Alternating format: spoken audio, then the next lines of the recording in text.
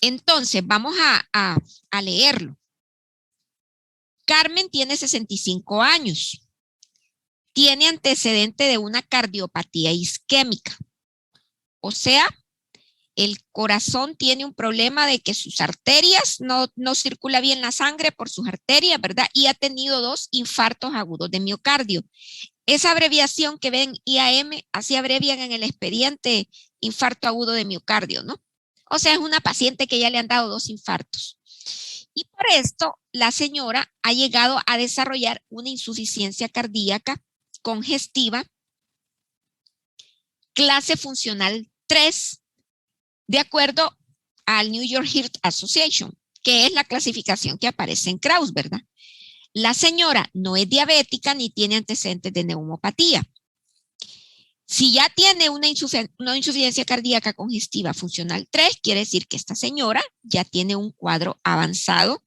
Su corazón pues no funciona como el de una persona que tiene un corazón normal, o sea, tiene una capacidad considerablemente disminuida. Resulta que no ha respondido satisfactoriamente al tratamiento farmacológico y lleva 2 años con estos medicamentos que ustedes están viendo acá. Bisoprolol, furosemida, enalapril y atorvastatina. La furosemida, recuerden que es un medicamento diurético. Y vamos a ver si alguien recuerda cuando revisamos el tema de insuficiencia cardíaca congestiva, qué efecto secundario, estoy preguntando ahorita, qué efecto secundario podría darnos la furosemida por el uso prolongado o dosis varias durante el día a nivel de electrolitos. ¿Alguien recuerda qué puede producir el uso de la furosemida a nivel de pérdida de potasio por orina? Exactamente. La furosemida es un diurético que tiene la característica que facilita la pérdida de potasio a través de la orina. Entonces, importante tenerlo en cuenta cuando nosotros estemos abordando nutricionalmente al paciente, ¿no? El bisoprolol lo utilizan para la presión arterial y el enalapril también. Y la atorvastatina, esto sí, ya ustedes ya lo hemos mencionado varias veces. ¿Para qué se usa?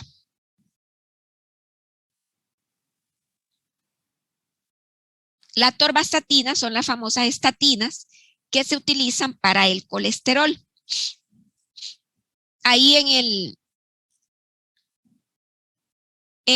el Kraus, en el libro de Kraus, cuando ustedes leen las directrices las directrices de manejo, habla de que estos pacientes frecuentemente usan atorvastatina. Bueno, resulta que esta señora la hospitalizaron hace 2 días y presentó una arritmia cardíaca que hizo que complicara su insuficiencia cardíaca.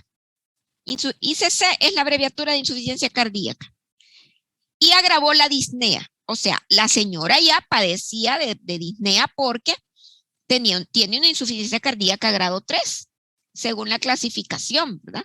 Pero resulta que hizo una arritmia y eso hizo que se le agravara pues la disnea. Afortunadamente, con el tratamiento recibido durante su hospitalización ha mejorado y el cardiólogo le va a dar alta. Considera que para ayudar a controlar su enfermedad es indispensable llevar de la mano un adecuado manejo nutricional. Otra cosa que es bien interesante en esta paciente, que durante su hospitalización, durante estos días que estuvo ahí en el hospital, hizo 3 episodios de hipoglicemia. Este párrafo, desde el punto de vista de redacción, debería de estar acá arriba y no ahí, sino que acá. La paciente inicialmente fue necesario aportarle oxígeno suplementario, ¿verdad? Esto a uno le da, como nutricionista, la idea de la gravedad de la paciente o del compromiso que tiene a nivel de corazón, ¿verdad? Y eso nos va a dar una idea también de que si es una paciente que muchas veces ha requerido oxígeno, pues es una paciente que posiblemente también, que no es que posiblemente, sino que así es, el hecho de estar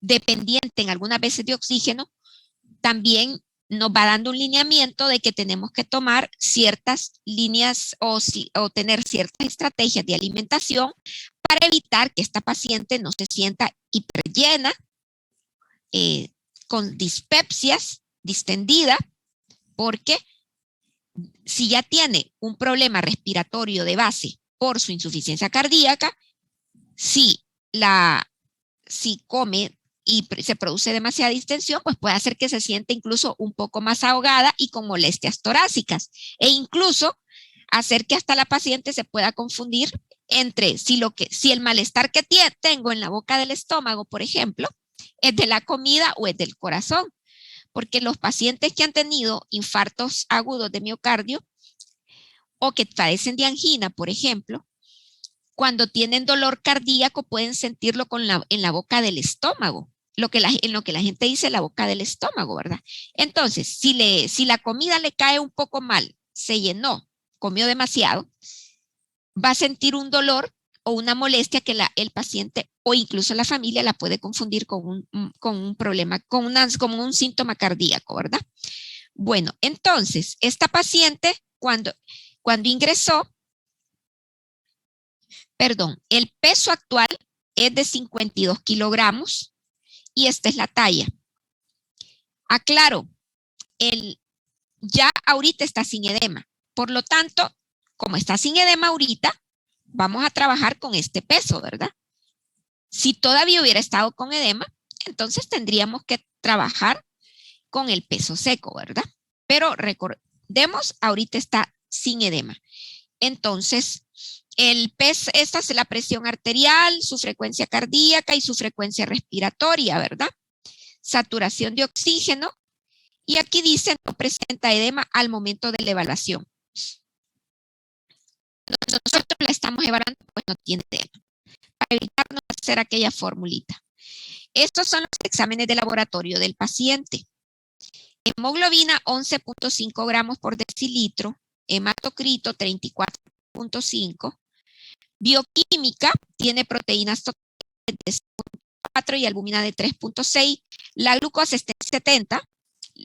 Aquí necesito que lo cambien. En el documento original que les mandé, no sé si lo tienen abierto, si ya lo vieron o si no lo han visto. 1.2. Sí, vamos a trabajar con 0.9. Miren. ¿Por qué? Porque si trabajamos con uno, todos nos íbamos a meter al tema de renal otra vez en este paciente, se nos iba a ser muy enredado. ¿Qué pasa? Recuerden que nosotros, aunque supuestamente el paciente no tenga problemas renales, aunque los diagnósticos que aparezcan médicos, nosotros tenemos que estar pendientes de la creatinina. Y ese otro valor que habíamos puesto en el documento que se mandó, ya está en el límite. Y posiblemente quiere decir que el paciente esté haciendo falla renal. Y a veces sucede que muchas cosas no están consignadas en un expediente. Entonces vamos a trabajar con la creatinina de 0.9 para valorar que está normal. Vean el potasio de esta paciente y el sodio de esta paciente. Entonces, las preguntas del caso son, ¿cuáles son los diagnósticos nutricionales?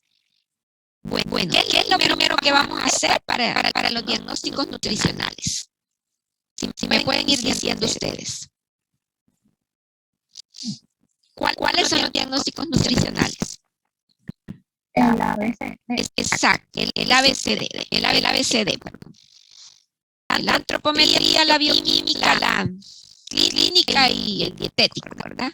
Ya sabemos que en estos casos no tenemos información para hacer un diagnóstico dietético. Entonces ustedes anotan ahí la información presente en el caso no es suficiente como para poder hacer conclusiones o para hacer un diagnóstico desde el punto de vista dietético. Eso lo anotan.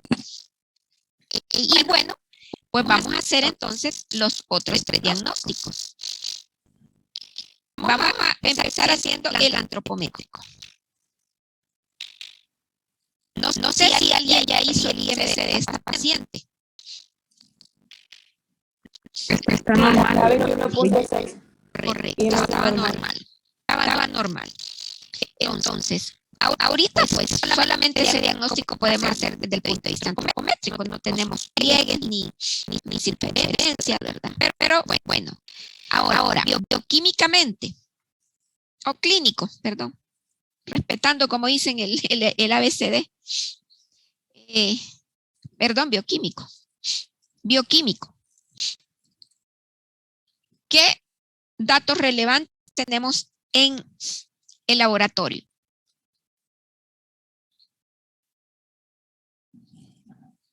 Que nos pueden dar alguna información para hacer algún diagnóstico nutricional desde el punto de vista bioquímico.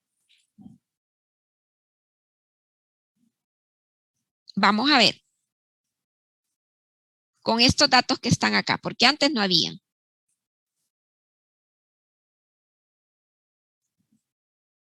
Con los datos que tengo seleccionados.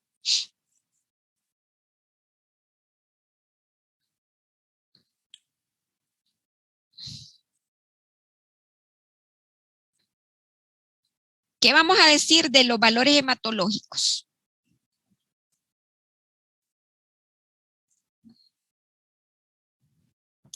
La hemoglobina está baja o no.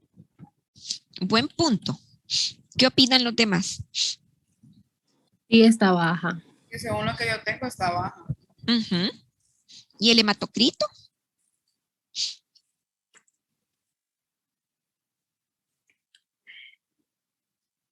Está bajo, pero, o sea, no. Un poquito. Poquito, exacto, eso es lo que quería decir, muy poquito, pero sí está un poquito bajo. Ajá, entonces esta paciente, considerando sus valores de hemoglobina,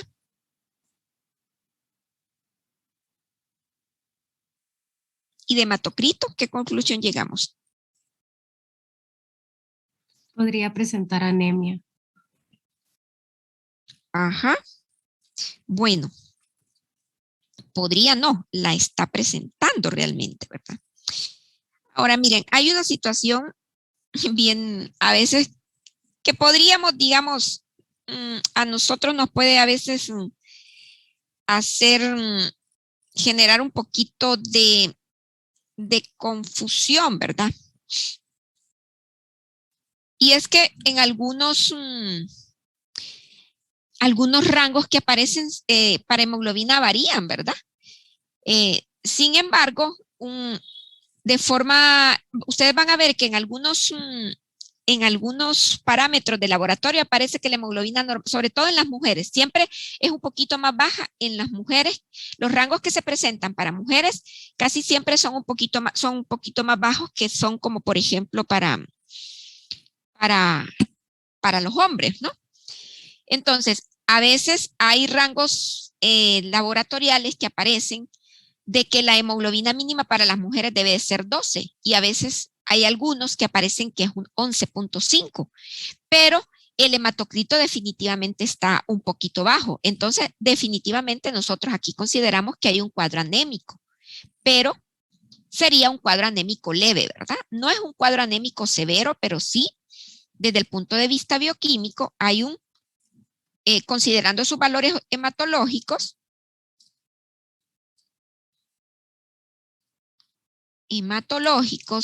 de hemoglobina y hematocrito, ¿verdad? La paciente presenta un síndrome anémico leve, ¿verdad? Leve. Ahora, ¿qué dicen ustedes de las proteínas totales?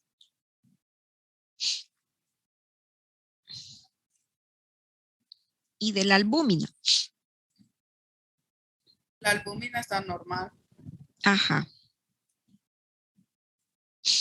La proteína también. Ajá. Entonces podemos decir que se encuentra como parte del diagnóstico con proteínas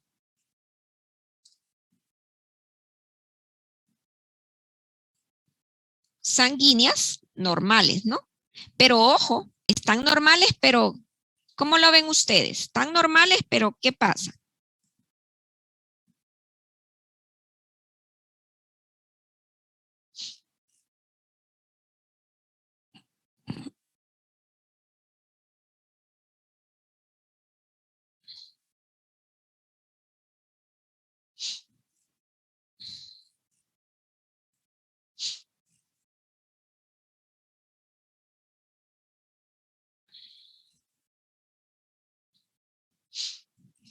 O sea, la albúmina está normal, como dice la compañera, pero si ustedes se fijan, está cerca de los límites inferiores.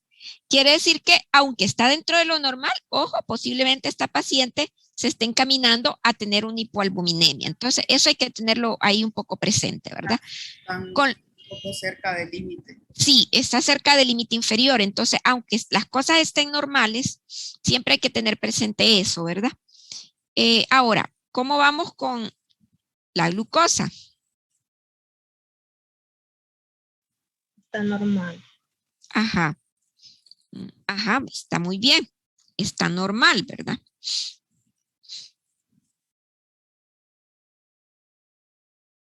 Pero ustedes recuerdan que esta paciente, ¿qué decía en el caso clínico arriba? ¿Qué le había pasado durante su estancia hospitalaria? Que había tenido episodios de hipoalbuminemia, ay, se me fue la palabra. A ver, de hipoglucemia. De Sí, hipoglucemia. eso, hipoglucemia. Exacto. Sí. Bueno, ¿y a partir de cuánto decimos nosotros que el paciente tiene hipoglicemia?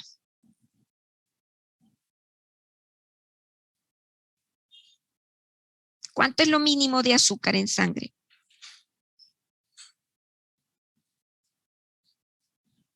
70, ¿verdad? Y esta paciente está con lo mínimo. O sea, ojo, Sí. está normoglucémico, pero hay que tener en cuenta que está con riesgo de hacer hipoglicemia, ¿verdad? Porque la paciente tiene ese antecedente durante su historia hospitalaria. Entonces, eso lo tenemos que tener en cuenta. La creatinina, pues, está normal, ¿verdad?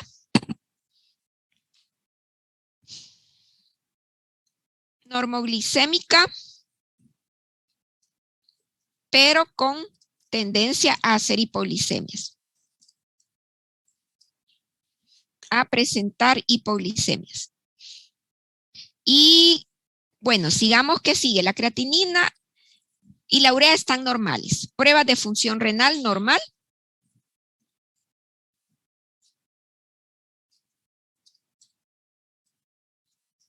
Y ahora vamos con el potasio. ¿Cómo está?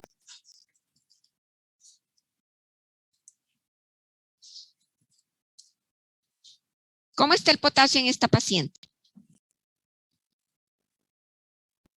Está ligeramente bajo. Está bajo, está con hipocalemia, ¿verdad? Sí. Con hipocalemia. Con hipocalemia y normosódica, con niveles normales de sodio. Nivel normal de sodio. Entonces, este sería el diagnóstico bioquímico, ¿verdad? Hipocalemia, ¿verdad? Si hubiera estado elevado, diríamos hipercalemia. El renal estaba hipercalémico, ¿verdad? Sí. Entonces, en el renal teníamos que cuidar que la comida no llevara tanto potasio. En este tenemos que tratar de que el paciente, como dicen, reciba un buen aporte de potasio, que va a ser un gran reto porque recuerden que las fuentes ricas de potasio son los vegetales y ¿qué va a pasar? Darle, como dicen, 3, 4 pailas de vegetales, estoy haciendo una exagerada tal vez, 2, 3 tazas de vegetales y más tazas de fruta a este paciente va a ser un poco difícil porque posiblemente él no tolere esos volúmenes porque puede aumentar sus molestias de dificultad respiratoria, ¿verdad? Entonces, como dicen, va a ser un reto el tema del potasio, ¿verdad? Bueno, eso era bioquímicamente.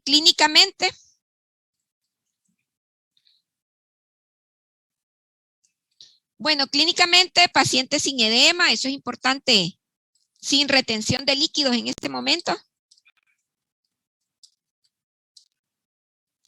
Por otro lado, en los datos clínicos no hay mucho en este caso, ¿verdad? Pero sí es importante que ustedes en los datos clínicos pongan con limitación respiratoria.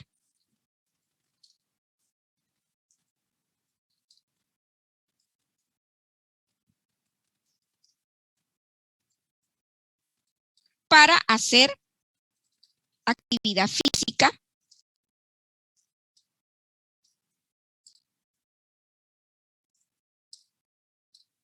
Y que incluso puede afectar el proceso de alimentación.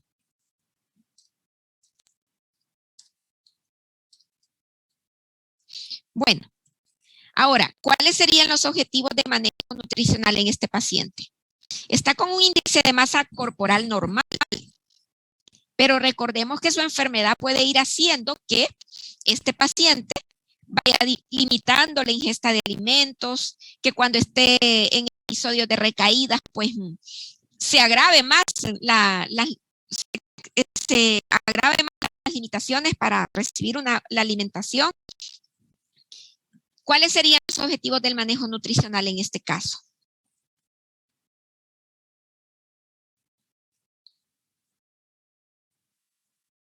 ¿Alguien leyó el tema de cardíaco o lo repasó de las anotaciones de la clase? Clínicamente. Doctora, uno sería, bueno, cuidar la ingesta de sodio, ¿verdad? Primero. Exactamente.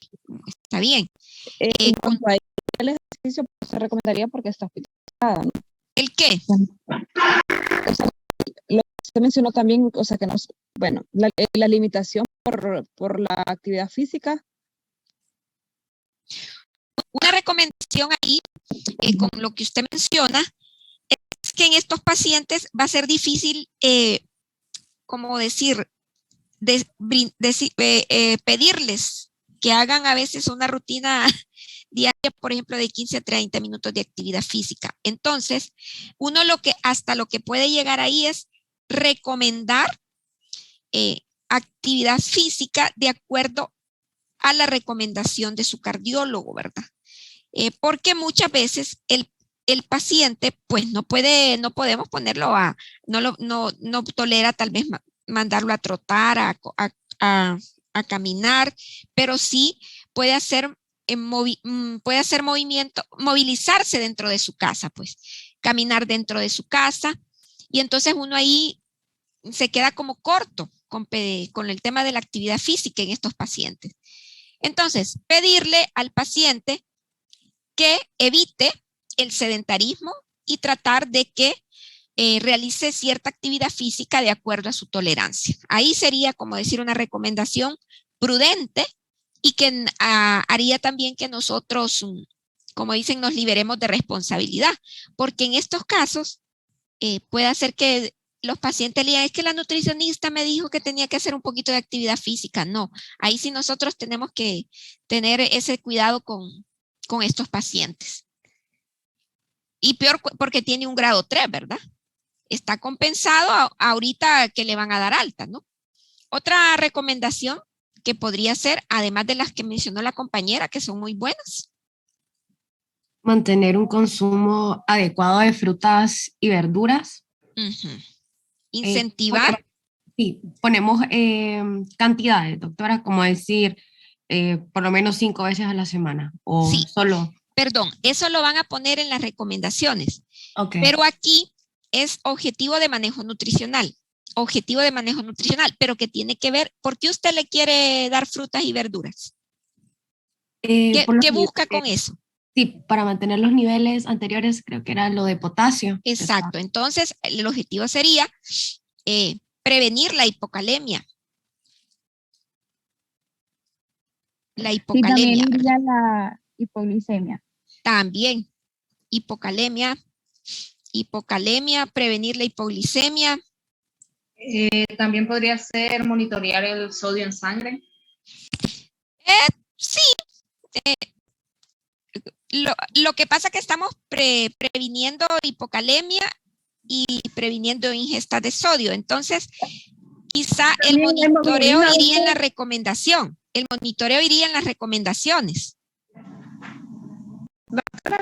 ¿Qué dijeron ahorita? También prevenir la anemia. Ah, también. Niveles de hemoglobina casi al límite, entonces.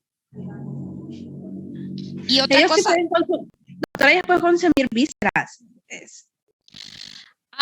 Mire, ahí viene otro punto, porque recuerde que las vísceras tienen grasas saturadas. Y más adelante hay una pregunta que dice cuánto le vamos a dar de grasa saturada, ¿verdad? Sí, yo supongo porque sabe que para la anemia por hierro es bueno las vísceras, pero es contraproducente también por las grasas saturadas. Por eso Entonces, preguntaba. ahora, podría pasar que cuando usted le hace el cálculo, si le da tal vez 2 oncitas de hígado, no se pase de las grasas saturadas de que le tocan al paciente, ¿verdad? Ah, ok. Pero ese es otro detallito que uno lo tiene que valorar, como decir, no los puedo.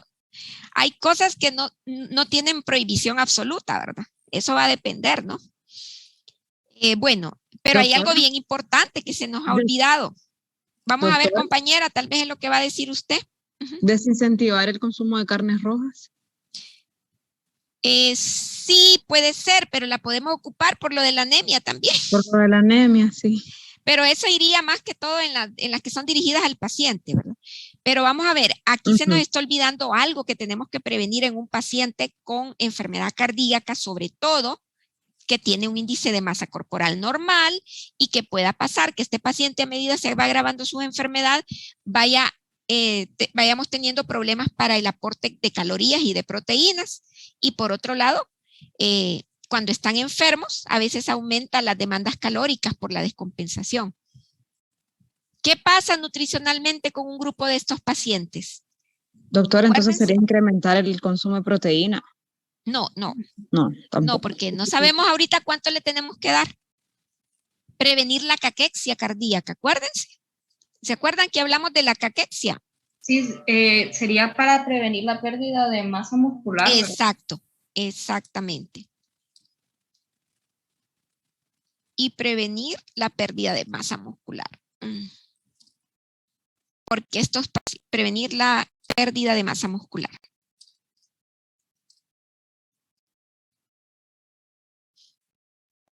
Porque hay daños en la arteria, ¿verdad, doctora? ¿Perdón? Porque hay daños en la arteria. ¿El qué? O por el músculo esquelético de esa arteria. Recuerden que habíamos visto cuando recibimos la clase que estos pacientes tienen catabolismo proteico, ¿verdad?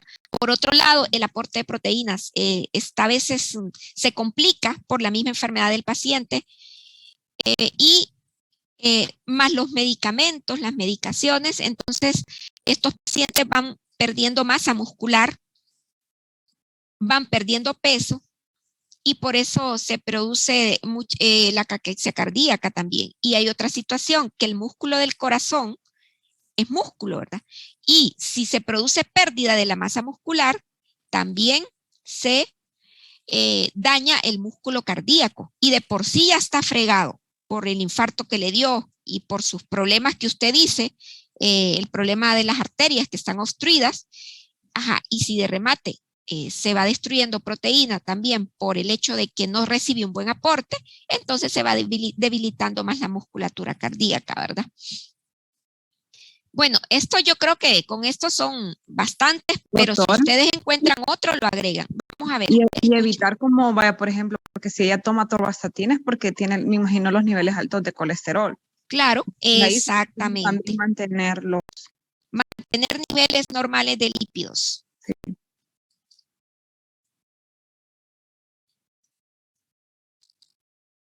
O controlar la dislipidemia. Controlar la dislipidemia, ¿verdad? Exactamente. Son ya algunos de los objetivos nutricionales. Dislipidemia. Bueno, ahora vamos con la siguiente pregunta. Detalle lineamientos o directrices nutricionales que aplicará para diseñar el plan de alimentación del paciente. Aquí, ya para diseñar el plan de alimentación. ¿Qué recomendación particular hacía Krauss y algo otros libros en cuanto al plan de alimentación de estos pacientes?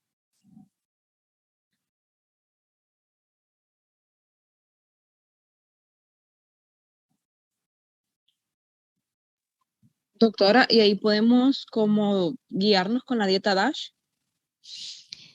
Sí, pero mire, o sea, aplicarla al la dieta paciente, DASH como nos dice. ayuda mucho en este paciente. Sí, pero hay que tener bien claro, por ejemplo, que posiblemente tengamos ciertas limitaciones en dar una dieta DASH como es, ¿verdad? ¿Por qué? Porque recuerde que la dieta DASH es muy rica en frutas y vegetales, ¿no? Y puede hacer que tengamos limitaciones para dar cierta cantidad de frutas y vegetales en cuanto por el volumen de la alimentación, el volumen de cada tiempo de comida, ¿verdad? Podríamos valorar implementar una DASH modificada. Sí, por Ahora. eso, porque usted dijo de que nosotros la podíamos adecuar al paciente. Exactamente. Ahora, ¿qué pasa con las grasas saturadas? ¿Cuál es la recomendación o directriz nutricional en cuanto al aporte de grasas saturadas?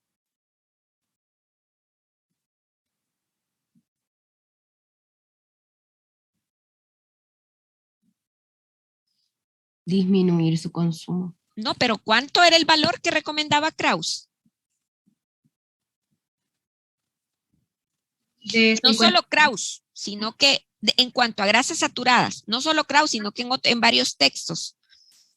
De 6%. Exacto. En Krauss dice 6%, pero también más abajo dice 7%, pero también en algunos libros habla de 7%. O sea que podríamos manejar, por ejemplo, un aporte de grasas saturadas. Esto es aporte de grasas saturadas no mayor al 7%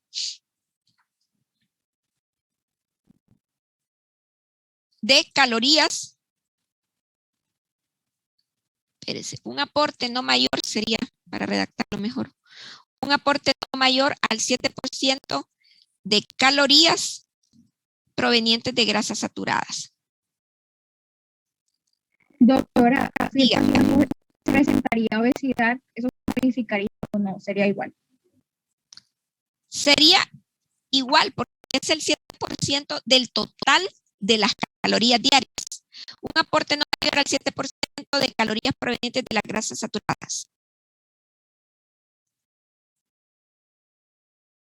Además, recuerde que si el paciente está con obesidad, tiene que tratar de mejorar el peso.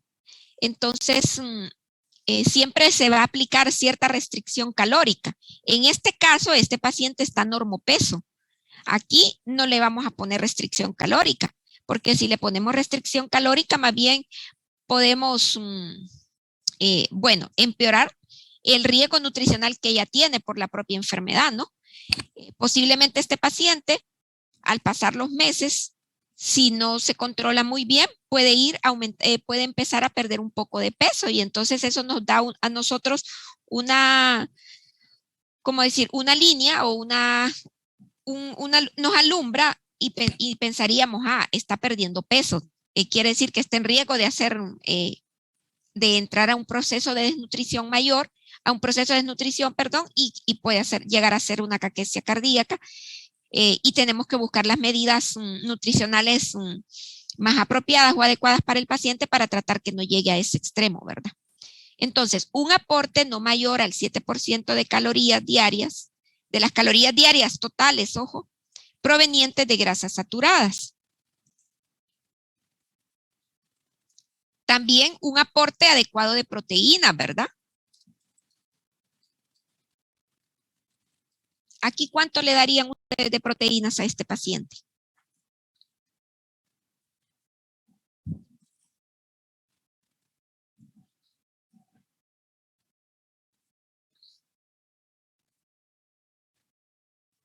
Aquí ustedes pueden valorar, miren, hay algunos textos que habla de que para prevenir la caquexia muscular, la pérdida de masa muscular, de hecho he encontrado artículos que dice que pueden dar hasta 1.5 gramos kilo día de proteína, 1.5 gramos por kilo de proteína. Pero hay otros que son más prudentes, mencionan 0.8 a 1. Yo en lo personal, yo trabajaría entre 0.8 a 1 vigilándole los valores de creatinina, porque son pacientes que si bien es cierto, tal vez en este momento no tienen daño renal, uno tiene que tener precaución. Entonces, un aporte prudente podría ser 1 gramo por kilo de peso. 1 gramo por kilo de peso. Y valorar los niveles de creatinina de forma periódica. No sé si alguien tiene algún comentario o algún aporte.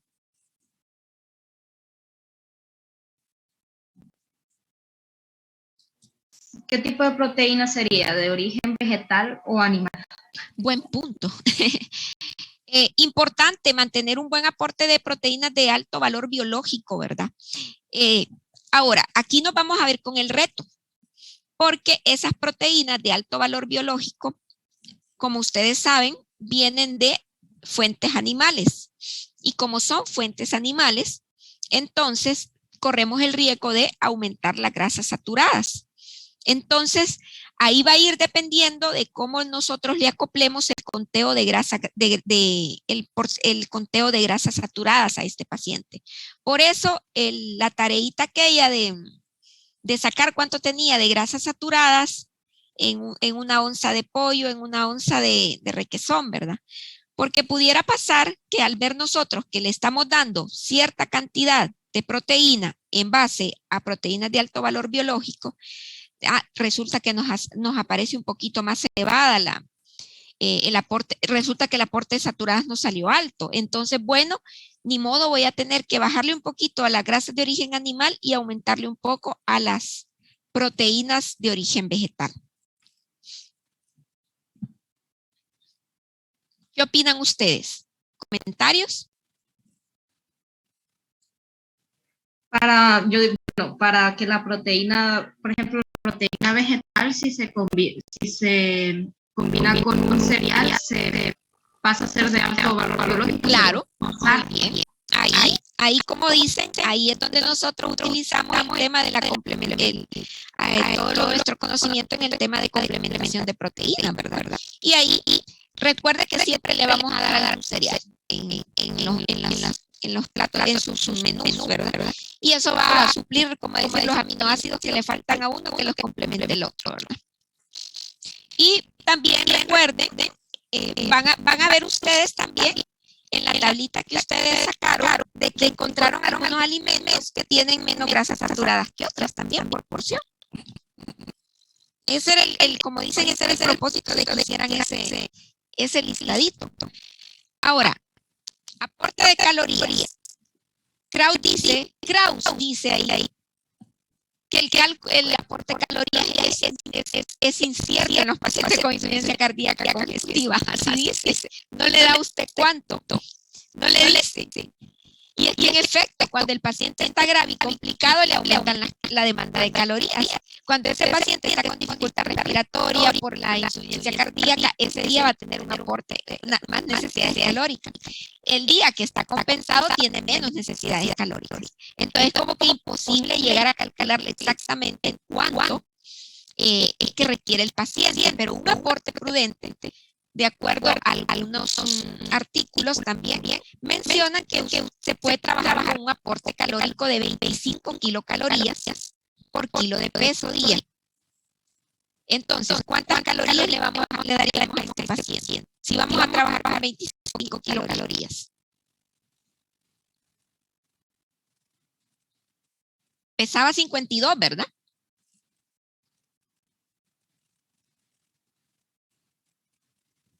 $1,300. Sí, 1.300 calorías diarias. Ojo, estos requerimientos pueden aumentar en caso de que el paciente se descompense un día, tenga una enfermedad infecciosa, aparezca con fiebre, ¿verdad? De hecho, hasta nosotros mismos tenemos diferentes necesidades calóricas el día que estamos trabajando en línea, que estamos el día que vamos a la universidad, ¿verdad? Bueno, pero y hay otro detalle. Se pueden utilizar las fórmulas de de Harry Benedict y la de Misa St. George, ¿verdad? Curiosamente, ustedes saben, me imagino, bueno, creo que lo discutimos un día, ninguna fórmula es exacta. La fórmula de Harry Benedict y de Misa St. George andan más o menos como alrededor, no recuerdo exactamente los datos, pero andan alrededor de un 80% de aproximación con el gasto energético real del paciente cuando se hace comparación con la calorimetría indirecta, que es la forma, como decir, auténtica o más exacta de calcular las calorías de una persona, ¿verdad? No son tampoco exactas. Entonces, ustedes pueden trabajar con este aporte de calorías para esta persona. Hay que reconocer también que es una persona que va a tener poca actividad física. Ahora, vamos a ver recomendaciones. Faltan 4 minutos, mañana vamos a seguir. Pero recomendaciones nutricionales para el paciente y sus familiares. Ojo, como vamos un poco revisando un poco rápido, si ustedes quieren adicionar otra, válida, ¿no? ¿Qué recomendaciones le darían a la familia? A la familia no le vamos a decir que aquí pueden agregar otros lineamientos o directrices nutricionales por el tema de la hipoglicemia. ¿Qué harían para prevenir la hipoglicemia en este paciente?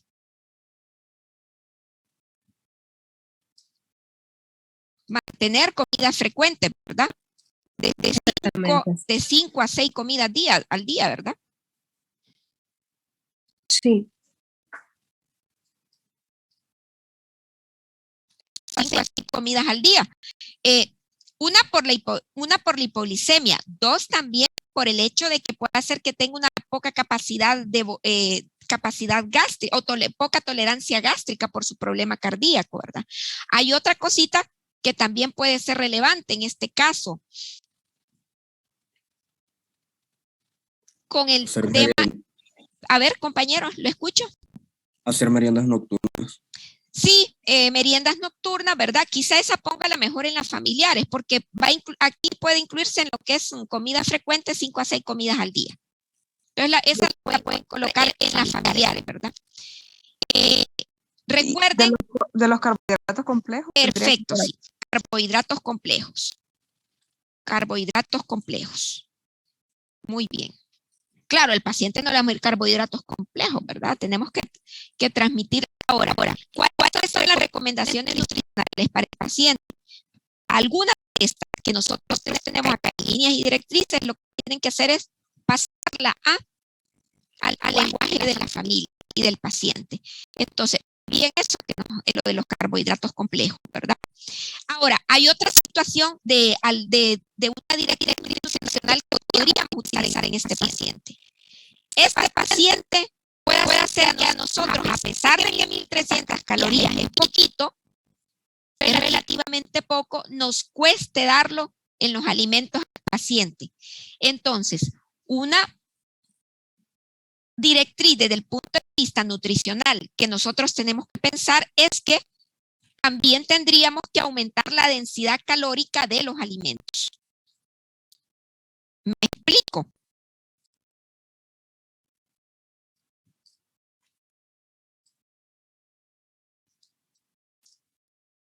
¿Saben? ¿Entienden por qué, verdad?